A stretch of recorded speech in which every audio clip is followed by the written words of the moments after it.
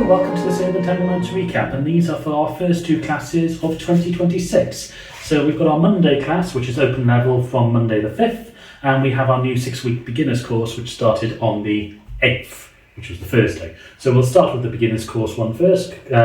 So obviously, the beginners course, we talked about tango posture, leaning forward, getting the flex in the knees, having the embraces either being close when there's contact in the chest area or open when there's space between.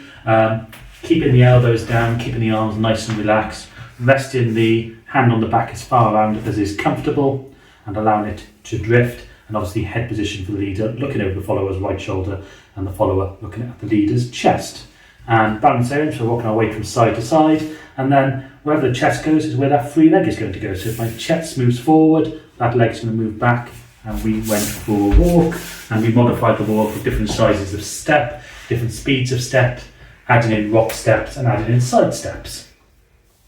And then to finish off the class, we added in some Boleos. So, taking a side step to the left, twisting the chest to the left, and bringing our right shoulder around the follower, causing her to pivot on the right leg.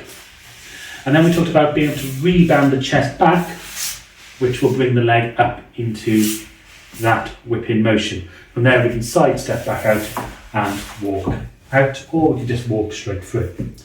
We then took this into, so this is a back circular Boleo, we then took this into a forward circular Boleo. So from our back Boleo, if I bring my chest all the way around to the right and around my follower, we end up with the leg whipping around in front. She's keeping her knees together, so that foot is doing all the work by going around. And again, notice no head movement from this. So, I think we did do a leg wrap as well. So I can't remember what we taught. From here, when the follower is going backwards, I can put my leg in next to the follower's leg, and we get a leg wrap on the other side.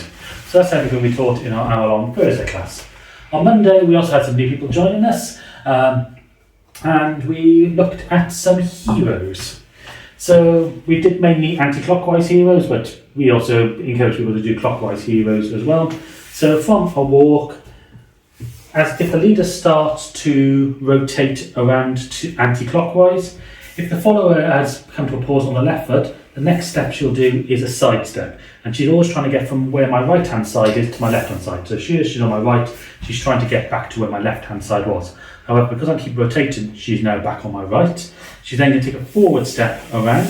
So she's arching her foot towards the leader's chest and keeping her chest twisted towards me as well, which means then she's going to pivot to turn to face me, and we'll continue to move away, which means there's another side step. And this time I'm going to help her pivot backwards into a back step before coming back through.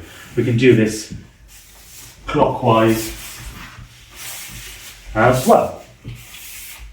We then looked at how the leader can turn. So instead of just shuffling around, we added in a lapis. So if I came to a pause on my right leg, I can sweep my left foot around and behind into, that's the lapis. And then I uncork myself with an enrosque. So this is turning on the balls of my feet using that cross that I've got on my leg to unfurl myself.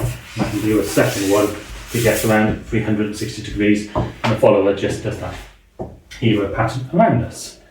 We then looked at, because this leg is free to move, I can choose where I can put it. So instead of just putting it behind it and furling it, I can turn on the ball of my standing leg, my left leg is free, and I can step between the follower's legs. So this is in the forward step phase, which causes a displacement, and we end up with a Sacada.